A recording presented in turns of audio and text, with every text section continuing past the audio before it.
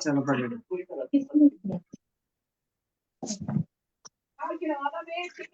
ये कौन? हाँ, छोटा बाबू। पंजाब में कौन है? कौन है? बल्ले पापा। म्यूट कर दीजिए, किसी किसी का म्यूट नहीं है। हमारा नहीं म्यूट है, अभी कर रहे हैं। गुरु ब्रह्म गुरु विष्णु गुरु देवो महेश्वर गुरु साक्षात् परब्रह्म तस्मै श्री गुरुवे नमः। अरे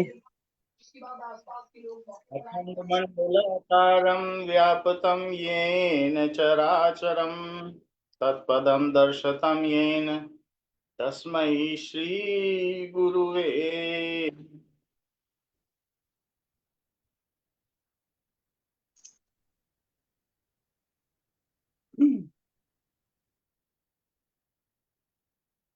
Ram Ram to everybody joining this session. We are at chapter number 13 of Srimad Bhagavad Gita, क्षेत्र क्षेत्रज्ञ विभाग योग।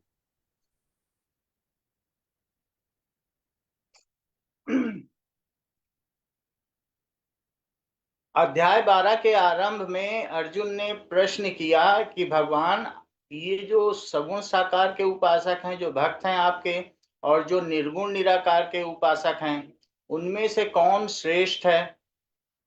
तो 12वें अध्याय में भगवान ने तस्य लक्षणम, भक्तों के बारे में बता दिया कि भक्त के क्या क्या लक्षण होते हैं, और ये भी बता दिया कि जो मेरा सगुण साकार का गुणों के सहित मेरी उपासना करता है वो भक्त श्रेष्ठ है।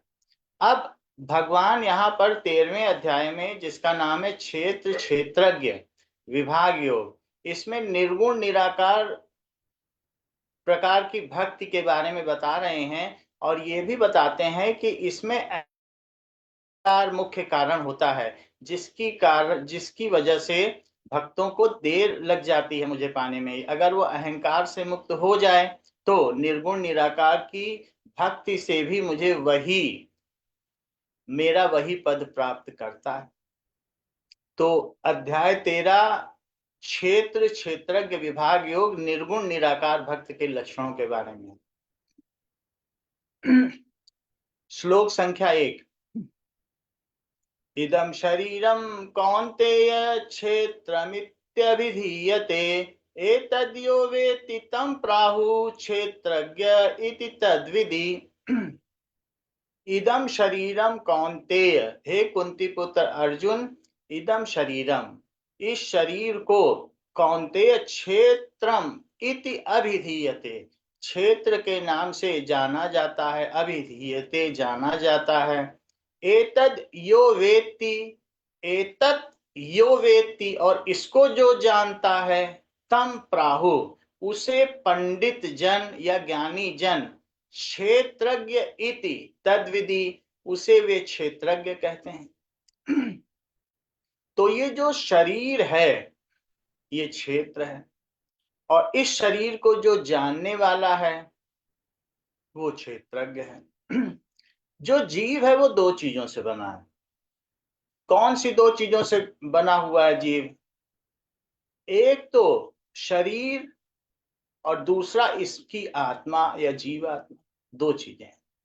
तो ये जो शरीर है ये क्षेत्र है, और इस शरीर में रहने वाला जो निवासी है वो क्षेत्रज्ञ है। शरीर भी तीन तरीके के हैं। शरीर कौन कौन से तरीके के हो सकते हैं? स्थूल शरीर हो सकता है, सूक्ष्म शरीर हो सकता है, और कारण शरीर हो सकता है। तीन तरीके के शरीर। तो जो जीवात्मा है या आत्मा है वो इन तीनों शरीरों को धारण करता है। अब इन तीनों शरीरों को मिलाकर क्षेत्र कहा गया है। तीन शरीर हैं। कौन कौन से शरीर हैं? एक तो शरीर है स्थूल शरीर जो दिखाई देता है, इसे स्थूल शरीर कहते हैं। ये पांच तत्वों से बना हुआ जो महत तत्व है प्रकृति में, उन्हीं से तत्व लेकर क्षिति जल पावक गगन समीरा, तो इसी में से शरीर बन गया है, इन्हीं 5 तत्वों से। इसके अंदर एक सूक्ष्म शरीर है, दैट इज सबल बॉडी। ये तो बाहर की फिजिकल बॉडी बताइए, अब इसके अंदर सबल बॉडी है, सूक्ष्म शरीर। वो क्या है? 5 प्रकार की ज्ञानेंद्रियां, 5 प्रकार की कर्मेंद्रियां, 5 प्रकार के प्राण, और इसके अलावा मन बुद्धि चित्त और अहंकार, इससे मिलकर बनता है सूक्ष्म शरीर। वो भी क्षेत्र है। और इससे भी परे एक और भी शरीर है। वो कौन सा शरीर है? कारण शरीर। तो कारण शरीर क्या चीज है? जैसे हम ये जानते हैं कि ये सारी जो प्रकृति है, इसको इंद्रियां जान सकती हैं, इंद्रियों के द्वारा देखा जा सकता है, समझा जा सकता है। इंद्रियों की क्या स्थिति है, आंखें कैसी हैं, नजर कैसी है, वो मन से डिसाइड होता है। नजर तो सबको मिली हुई है, लेकिन नजर नजर है, नजरिया, नजर ही नजर है, नजर ही के दम पे यहाँ हर बसर है। नजर जो झुकी तो हया बन गई, और नजर जो उठी तो खता बन गई। तो नजर कैसी है? दृश्य को दृष्टा के द्वारा देखा जाता है। ये जितना बाहर पसारा है जो प्रकृति है, तो इसको हम अपनी ज्ञानेंद्रियों के द्वारा देख लेते हैं। लेकिन इंद्रियों की क्या स्थिति है, आंखें कैसी हैं, किस प्रकार से देख रही हैं, उनकी क्या अवस्था है, वो मन के द्वारा निर्धारित होता है। तो मन इंद्रियों का दृष्टा है, और इसी तरीके से बुद्धि मन का दृष्टा है। बुद्धि चालाक है या कैसी है, साधारण है या भोली है, तो मन उसी तरीके से सोचेगा। तो बुद्धि मन का दृष्टा है, मन को नियंत्रित करती है, और अहंकार बुद्धि का दृष्टा है। लेकिन इसके पीछे जो बैठा हुआ जीवात्मा है, वो इन सब का दृष्टा है। ये जो है, ये एक दूसरे के सापेक्ष दृष्टा है, क्योंकि ये किसी चीज को देखते हैं। जैसे मन है, वो इंद्रियों को देखता है, लेकिन खुद भी तो किसी के द्वारा देखा जाता है। मन किसके द्वारा देखा जाता है? बुद्धि के द्वारा देखा जाता है। तो ये सापेक्ष है, हम किसी को देख रहे हैं, और हम किसी के द्वारा देखे जाते हैं, वो सब सापेक्ष दृष्टा। जैसे आप ये समझिए कि कीड़े चूहों के द्वारा खाए जाते हैं, और चूहा बिल्ली के द्वारा खाया जाता है। तो इस तरीके से यहाँ पर भी है, वो खुद किसी को देख रहे हैं, और खुद किसी के द्वारा देखे जाते हैं। जबकि जो जीवात्मा है, वो निरपेक्ष दृष्टि। जीवात्मा को कोई नहीं देख सकता। दृश्यों को आंखें देख सकती हैं, लेकिन अगर दृश्यों से कहा जाए कि आंखों को देख लो, तो नहीं देख सकते, क्योंकि वो उससे परे है, उससे श्रेष्ठ है। तो हमेशा दृश्य छोटा होता है, और दृष्टा बड़ा होता है। इस तरीके से इंद्रियाणि पराण्याहु इंद्रियेभ्यः परम मना मनसस्तु परा बुद्धे यो बुद्धे परतस्तु सा। इंद्रियाणि पराण्याहु, जो इंद्रियां हैं, वो शरीर से श्रेष्ठ हैं। बाहर का भी देख लेती हैं इंद्रियां, जो है अंदर का भी ज्ञान कर लेती हैं कि भाई आज अंदर पेट में गड़बड़ है, यहाँ गड़बड़ है, वहां। तो इंद्रियां शरीर से श्रेष्ठ हैं। इंद्रियेभ्य परम मना, इंद्रियों से श्रेष्ठ मन है। मन सस्तु परा बुद्धे, और मन से श्रेष्ठ बुद्धि है। और यो बुद्धे परतस्तु सा, और उससे भी श्रेष्ठ है। तो भगवान ने बताया कि जो यहाँ पर निर्गुण निराकार के उपासक हैं, वो इस शरीर को क्षेत्र के रूप में जानते हैं, और इस शरीर के जानने वाले को क्षेत्रज्ञ के रूप में जानते हैं। इस तरीके से बात बताई। तो ये जो शरीर है, ये 3 प्रकार के होते हैं। कौन कौन से 3 प्रकार के होते हैं? एक तो होता है स्थूल शरीर, जो 5 महाभूतों से तत्वों को लेकर के बना हुआ है। ये हमारा स्थूल शरीर है, जो हम आप देख रहे हैं, हम आपको देख रहे हैं, आप हमको देख। ये कैसा शरीर है? ये स्थूल शरीर है। इसके अंदर सूक्ष्म शरीर है। सूक्ष्म शरीर क्या है? 5 ज्ञानेंद्रियां, आंख कान नाक जीभ त्वचा, 5 कर्मेंद्रियां, हाथ पैर मुंह गुदा, उपस्थ, उपस्थ का मतलब जननेन्द्रिय। तो 5 ज्ञानेंद्रियां, 5 कर्मेंद्रियां और 5 प्रकार की प्राण, प्राणवायु भी होती है शरीर में, प्राण का संचार होता है, ऊर्जा का संचार होता है। तो पान अपान समान उदान और व्यान, जो लेते हैं अंदर जा रही है वो पान है, जो छोड़ी जाती है चाहे ऊपर से छोड़ी जाती है या गुदा द्वार से वो अपान है। जो जरूरी हवा नहीं है उसे छोड़ दिया जाता है। तो प्राण वायु, अपान वायु, समान वायु, जो इसमें से ही कुछ हवा हमारे आहार नाल में चली जाती है, ईसोफेगस में चली जाती है, फिर खाने को पचाती है, वहां पर भी वायु की आवश्यकता है, वो समान है। कुछ हवा फेफड़ों में चली जाती है और फेफड़ों से जब ये वापस आती है तो जीभ से, तालू से और होठों से हम उसको रेगुलेट करते हैं और बोलते हैं, तो बोलने के काम आते हैं। तो वो उदान हो गई। और व्यान क्या है? उसमें से जो ऑक्सीजन है उसको हमारी ब्लड सेल्स, रक्त कोशिकाएं अवशोषित कर लेती हैं और पूरे शरीर में संचारित करती हैं, तो वो व्यान। तो हमारा जो शरीर है या जो क्षेत्र है, वो जो शरीर है वो 3 तरीके का है। एक तो भौतिक शरीर, द फिजिकल बॉडी, जो हम आप देख रहे हैं, जो दिख रहा है, जो जला दिया जाएगा, भौतिक शरीर ही जलता है। सूक्ष्म शरीर और कारण शरीर नहीं जलते। तो भौतिक शरीर जो आपको दिख रहा है, जो अंग अंग दिख रहे हैं, जिसका डॉक्टर या सर्जन ऑपरेशन कर सकता है, वो भौतिक शरीर है।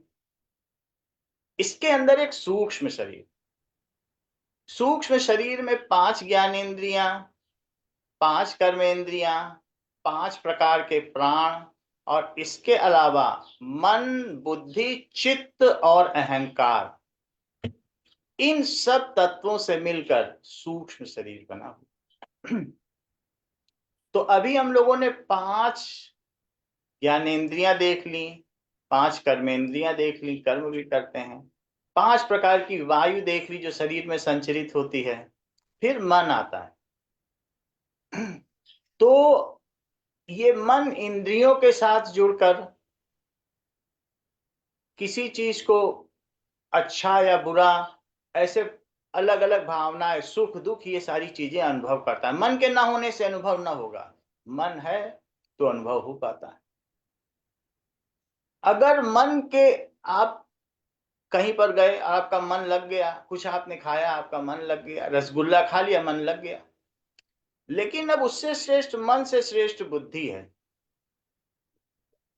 अगर बुद्धि भी उस मन के साथ लग गई और उस रसगुल्ले का चिंतन करने लगी कि वो बहुत अच्छा रसगुल्ला है, और गहरे चिंतन करने लगी, वहां से आ भी गए, कई दिनों तक चिंतन चलता रहा, तो वो चीज बहुत गहरे में, बुद्धि से भी गहरी चीज चित्त है, बुद्धि से भी गहरी चीज। कभी कभी किसी के बेटे का देहांत हो जाता है, बुद्धि वहीं लग जाती है कि बेटा मर गया, बेटा मर गया, तो ऐसे में उसके चित्त तक में चला जाता है, अरे मैंने तो बेटा खो दिया। फिर वहां बुद्धि काम नहीं करती, फिर वो बेटा ही ढूंढती रह जाती है वो माँ।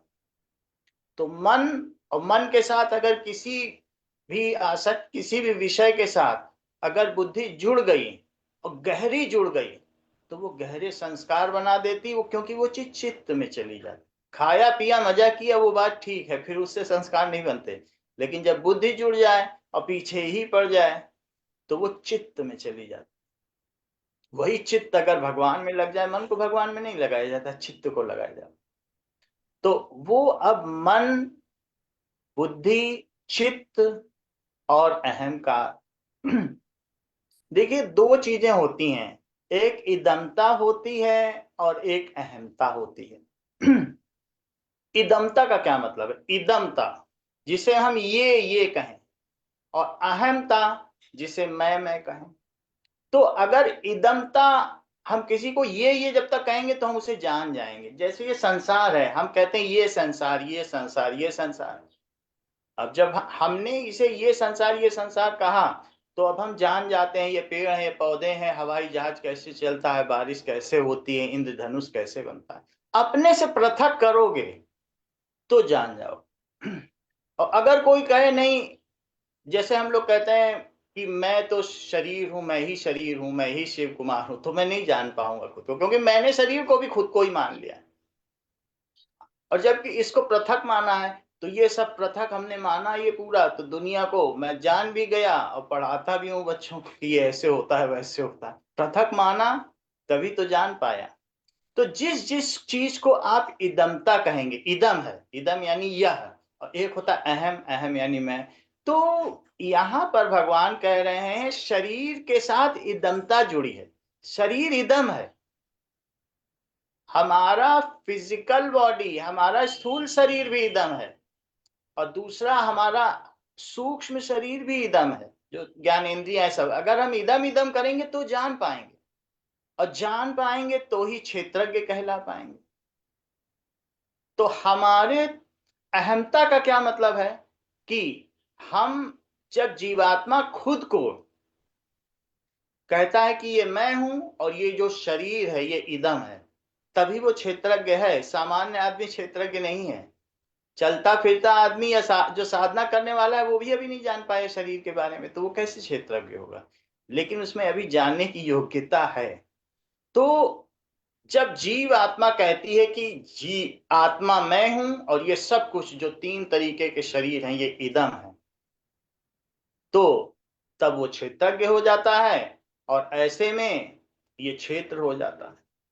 और जिस समय क्षेत्रज्ञ ये बोल दे कि ये शरीर भी अब मेरा नहीं, मैं इसे जान चुका हूं, ये तो मैं हूं ही कहा, मैं तो इससे पृथक हूं, तब वो परमात्मा स्वरूप हो जाता है। तो अब अहम अगर इस शरीर के साथ जुड़ जाता है तो उसको अहंकार कहते हैं। अब वो कार्य करने का कारण बन जाता है। शरीर के साथ न जुड़े तो न वो कार्य करे और न उसके संस्कार बने। लेकिन जो जीवात्मा है, जैसे कभी चुंबक लो और चुंबक को रेत में हिलाओ, समुद्र की रेत में हिलाना, उसमें बहुत सारे लोहे के कण चिपक जाते। कहीं भी हिलाओ ऐसे, बहुत सारे मिट्टी में भी लोहे के कण होते हैं, तो लोहा लोहा चिपक जाता है। बहुत सारे लोग ऐसे लोहा ढूंढने के लिए, कबाड़ी लोग चुंबक लिए घूमा करते हैं, तो उसमें कितना लोहा चिपक जाता है। इसी तरीके से ये जब जीवात्मा की जो अहमता है वो प्रकृति के साथ जब संपर्क करती है, उसके साथ संलिप्त होती है, तो उसमें अपने अपने तरह के जो तत्व है, मूल तत्व, चाहे वो सतोगुण हो, रजोगुण हो या तमोगुण हो, उसको वो चिपका लेती है, और उसकी वजह से वो कुछ ना कुछ कार्य करने का कारण बनती है। तो अहमता तक तो ठीक है, लेकिन जब अहमता अहंकार बन जाता है तो फिर ऐसे में वो शरीर का हिस्सा बन जाता है। अहमता तो है ये मैं हूं, ये बात तो होनी ही चाहिए, क्योंकि जीवात्मा कभी मरती नहीं है, आत्मा कभी मरती नहीं है। तो खुद का होना, ये बात तो ठीक ही है। न होना ही मेरा एक फलसफा है तेरे होने का, तेरी हस्ती ही क्या गर मेरी हस्ती, मेरी हस्ती। तो यहां पर बात कही गई कि शरीर या क्षेत्र तीन तरीके के होते हैं। पहला बताया स्थूल शरीर, फिजिकल बॉडी। दूसरा बताया सूक्ष्म शरीर। सूक्ष्म शरीर में भी बातें बता दी गई हैं, कर्मेंद्रियां, ज्ञानेंद्रियां, वायु जो प्राण वायु है, और इसके अलावा मन, बुद्धि, उससे गहरा चित्त, उससे गहरा अहंकार। और इसके बाद एक और आता है कारण शरीर। तो स्थूल शरीर ये physical body, then comes that is subtle body, सूक्ष्म शरीर। और सूक्ष्म शरीर को कहाँ कोई देख पाएगा, तो अंदर की चीजों को क्या कोई देख पाएगा। बहुत सारी चीजें, कुछ कुछ तो हैं जो, जैसे आंख कान नाक को तो देखी जा सकती है, लेकिन फिर भी इसके अंदर जो कार्य कर रही हैं इंद्रियां, तो आंख की बनावट देखी जा सकती है, उसकी कोशिका देखी जा सकती है, लेकिन जो नेत्र के अंदर इंद्रिय कार्य कर रही है उसे नहीं देखा जा सकता। जीभ के अंदर स्वादेंद्रिय है, घ्राणेन्द्रिय हो गई, श्रवणेन्द्रिय हो गई, तो वो इंद्रियां इसके अंदर कार्य कर रही हैं। कई बार लोगों के नाक होती है लेकिन नाक के अंदर सूंघने की क्षमता ही नहीं होती है। तो नाक इंद्रिय नहीं है लेकिन नाक के अंदर एक क्षमता विकसित है, वो इंद्रिय। जीभ है, स्वाद ही नहीं ले पाएंगे। खाल इतनी मोटी हो गई है कि जिनको सर्दी गर्मी का एहसास ही नहीं होगा। तो जो सूक्ष्म शरीर है वो स्थूल शरीर के जलने के बाद भी बना रहता है, वो साथ साथ जाए। लेकिन तीसरा शरीर भी है, वो कौन सा शरीर है? कॉजेटिव बॉडी, इट इज, उसको कहेंगे कारण शरीर। कारण शरीर क्या? जैसे हमने देखा कि दृश्य को तो आंखें देख सकती हैं, लेकिन क्या दृश्य आंखों को देख सकते हैं? नहीं देख सकते। तो उसी तरीके से जो बुद्धि है वो अपने से छोटे छोटे चीजों को देख सकती है। बुद्धि मन को देख सकती है, मन इंद्रियों को देख सकता है, जो इंद्रियां हैं वो शरीर के अंदर और बाहर होने वाली गतिविधियों को देख सकती है। लेकिन क्या बुद्धि जीवात्मा को देख सकती है? क्या वो आत्मा को देख सकती है? तो नहीं देख सकती। तो जो कारण शरीर है उसको अज्ञान शरीर, कारण शरीर को अज्ञान शरीर क्यों कहा जाता है? क्योंकि वहां उसके आगे बुद्धि जा ही नहीं सकती। लेकिन वहां पर हमारे द्वारा बनाए गए जो भी सूक्ष्म शरीर के द्वारा बनाए गए संस्कार होते हैं, और जो अहमता हमारी अहंकार में बदलकर इस शरीर के साथ और बाहर की महत प्रकृति के साथ पंच महाभूतों के साथ जब क्रिया करती है तो बहुत सारे संस्कार बनते हैं। संस्कार क्यों बनते हैं? जब एक कामना का बीज होता है, हम उसको क्षेत्र में लगा दें, खेत में लगा दें, तो उस कामना से फूल तो फलित होता है, पेड़ निकलेगा, फूल आ जाएगा, फूल तो सबको अच्छा लगता है। लेकिन उस कामना के वृक्ष से वो जो बीज आपने डाला था, तो उसका जो वृक्ष हुआ उससे मूल बहुत गहरा तक जाता है, और वो इतना गहरा चला जाता है कि वो संस्कार बना देता है। तो क्यों? क्योंकि जीवात्मा ने, जो क्षेत्रज्ञ है, क्षेत्रज्ञ ने इस क्षेत्र के साथ अहमता स्थापित कर ली, और अहमता स्थापित करने की वजह से उसने कुछ कामनाएं की कि भाई ये शरीर मेरा है, अब तो इसकी सुरक्षा भी करनी है। भक्त दुलारे राम के जित चाहे तित जाएं, तिनके पीछे हरि फिरें, कहीं भूखे न रह जाएं। तो जब वही क्षेत्रज्ञ, एक तो पहली बात क्षेत्रज्ञ का मतलब है वो जान जाए कि ये इदमता है, ये सब मैं नहीं हूं। पहली बात ये जान जाए कि ये शरीर है, सूक्ष्म शरीर है, कारण शरीर है या स्थूल शरीर है, ये सब जाने, इदम करके जाने, तब क्षेत्रज्ञ कहलाए। और फिर उसके बाद ये भी कह दे, अहंकार से वो अहमता पे आ जाए कि नहीं ये तो मैं हूं ही नहीं, मैं इस घर का निवासी हूं, मैं घर नहीं हूं, ऐसा जान जाए। तो यहां बताया गया है जो कामना का मूल है, जो जड़ है, वही संस्कार बनाता है, और वो सब किस में रहता है?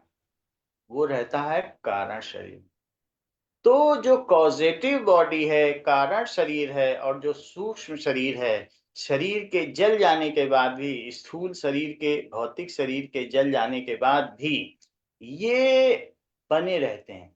और जो नया शरीर आत्मा धारण करती है तो उसके साथ वो प्रकृति, वो सारा का सारा जो हमारा इंटेलिजेंस है, जो पहले की ज्ञान है, वो सारा का सारा उसमें स्थापित हो जाता है। जैसे आप ये समझें कि तीसरी क्लास का बच्चा चौथे में जाएगा तो किताबें सब बेच दी जाएंगी, लेकिन जो किताबों का ज्ञान है वो उसके अंदर है, उसकी पुनरावृत्ति चलती है जब अगले क्लास में जाएगा, और फिर उसके बाद नया खेल शुरू हो जाती, नई पढ़ाई शुरू हो जाती।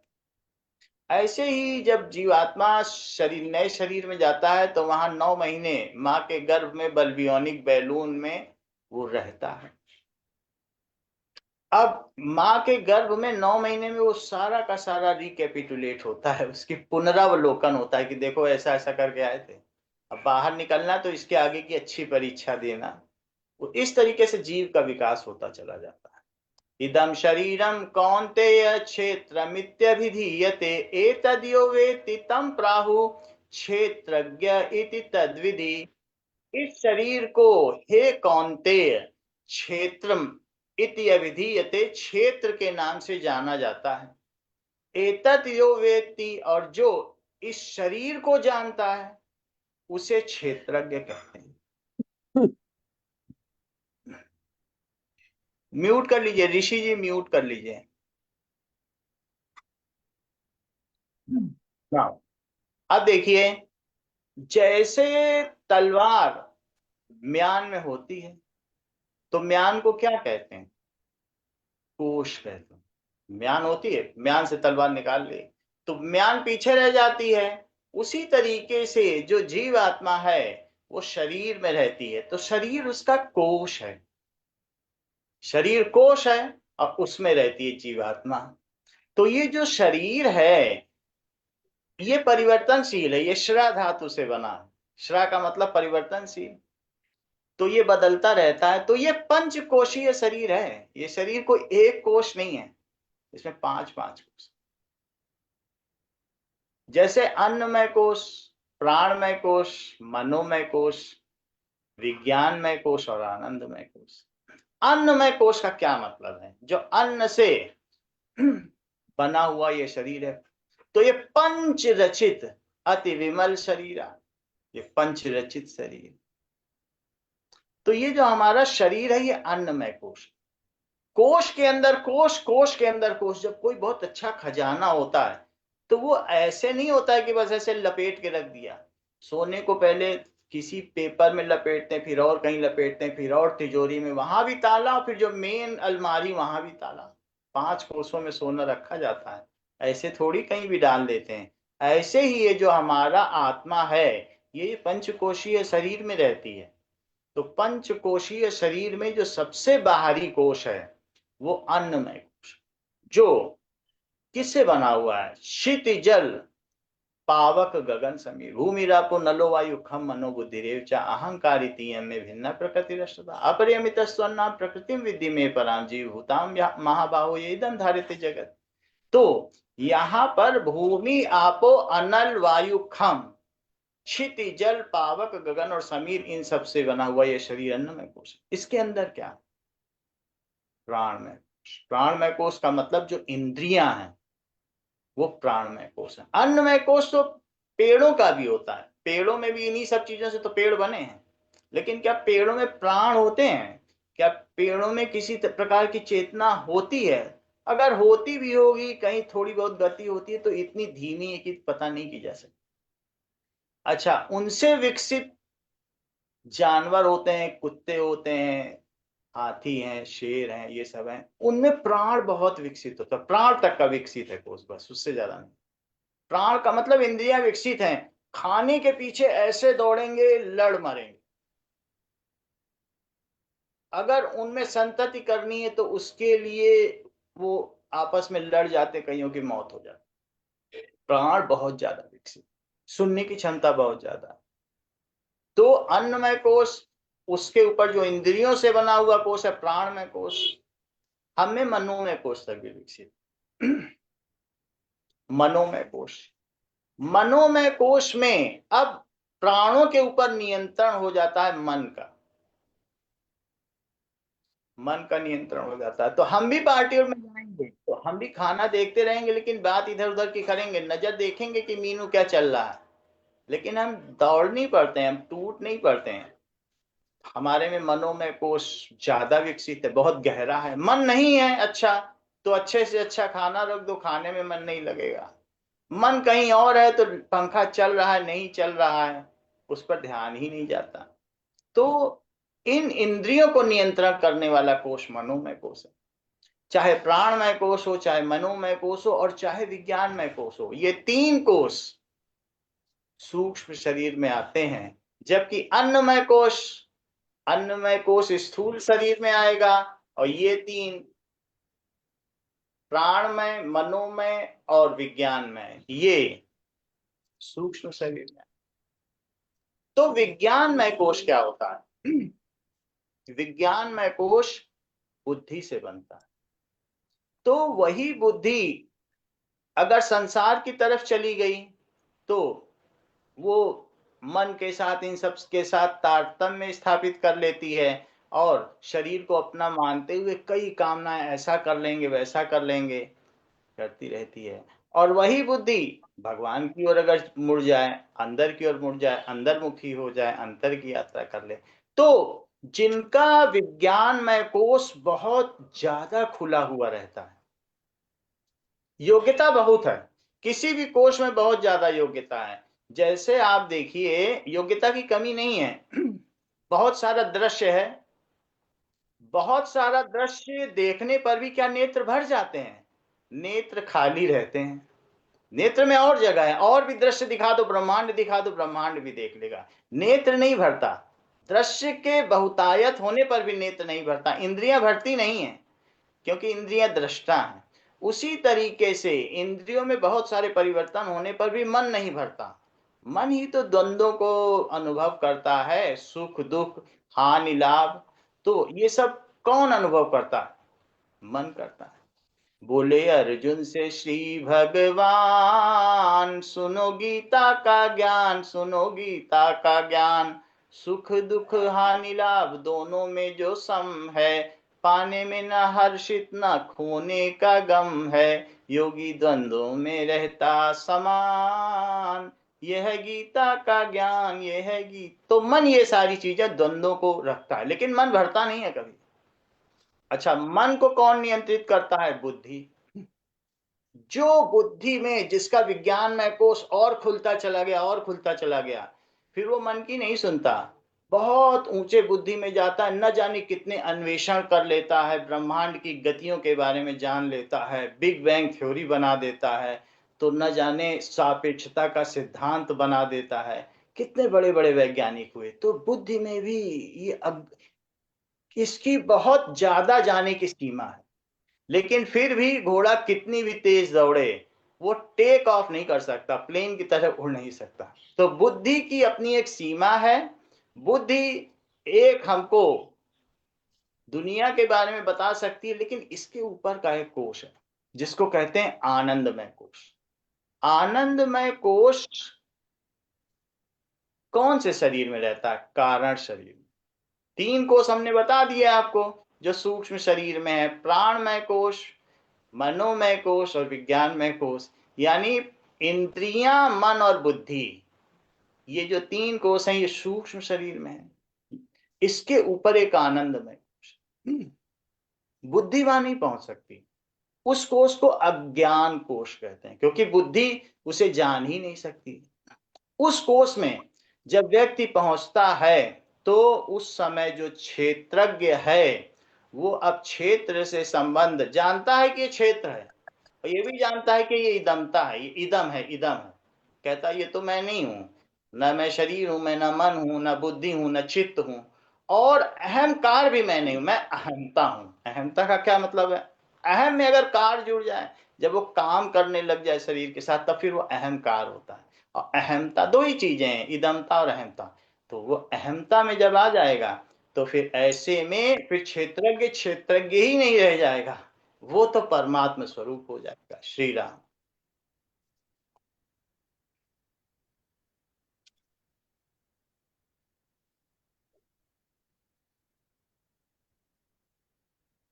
हाँ, बहुत अच्छे से समझाया शिव कुमार, बहुत अच्छे से समझाया, अच्छा लगा बहुत।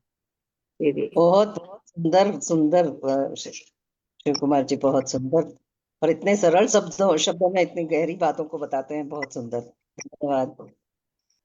श्री राम। हाँ, भजन राम बोलिए। राम सर, राम राम मौसी, राम राम राम राम राम राम सीता राम राम राम राम राम। राम। भजन बोलिए दे गीता जी। हाँ। हाँ, दे माँ आकुलता का दान, दे माँ आकुलता का दान, अतुल बुद्धि दे समझ सकूं मैं तेरा स्वर्णिम ज्ञान, माँ आकुलता का ज्ञान, जो कुछ भी मैं तुझसे पाऊं, जो कुछ भी मैं तुझसे पाऊं, तेरे अर्पण करती जाऊं, यह जीवन भी तेरा जानूं, वह दे प्रीति महान, दे माँ आकुलता का ज्ञान। प्रबल अभिप्सा तुझसे पाऊं, बिगल हो तेरा गुण गाऊं। मन वीणा के सभी स्वरों में करूं तेरा आह्वान। दे माँ आकुलता का दान। तेरी करुणा बरसे जर जर, तेरी करुणा बरसे झर झर। ओत प्रोत हो पुल के अंतर, ओत प्रोत हो पुल के अंतर। कुंज पुंज अरु अवनी अंबर, भूले अपना भान। दे माँ आकुलता का दान। दिव्य प्रेम की ज्योति जगा दे, दिव्य प्रेम की ज्योति जगा दे। प्राणों में प्रकाश फैला दे, प्राणों में प्रकाश फैला दे। छक जाए तेरी करुणा से, ऐसा हो कल्याण, हो ऐसा कल्याण। दे माँ आकुलता का दान।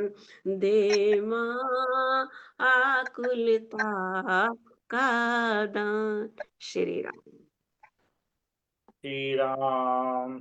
सर्वे भवन्तु सुखिनः, सर्वे सन्तु निरामया, सर्वे भद्राणि पश्यन्तु मा कश्चित् दुःखभाग् भवेत्।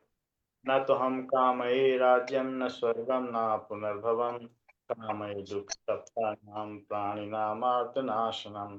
त्वदिष्टं भवतु गोविन्द, त्वदिष्टं भवतु गोविन्द, न त्वदिष्टं पाहि मां रक्ष मां। तेरी इच्छा पूर्ण हो मां, हम सब तेरी शरण में, अपने चरणों की भक्ति दो मां। श्री राम। राम राम सबको, राम राम। राम राम राम राम मौसी, राम राम राम राम। राम राम दीदी, राम राम। मौसी को देख सुंदर भजन, बहुत बहुत धन्यवाद। सुंदर है बहुत, भजन भी बहुत अच्छा था, भजन भी बहुत अच्छा है। बहुत सुंदर। मौसी को देख लेते हैं तो लगता है सब कुछ मिल गया। अरे हाँ। सब हम सबको देख के आनंदित होते हैं, बहुत अच्छा। राम राम। Ram Thank you. राम राम राम दीदी। राम राम बेटा, राम राम। राम राम। राम राम। आज आपको देख के बहुत आनंदित हो रहे हैं। आपका हाँ। स्वास्थ्य अच्छा हो गया, यह बहुत खुशी है। चलिए अच्छा हो, जल्दी जल्दी और अच्छे हो जाओ, भगवान से यही है प्रार्थना। आप स्वस्थ रहो ताकि सबको ये सब अमृतमय वचन सुनने को मिले। बहुत सुंदर। Thank you to all joining this session. हाँ, पूर्ति कर दो हाँ। बेटा। हो गई। अच्छा हो गई, ठीक।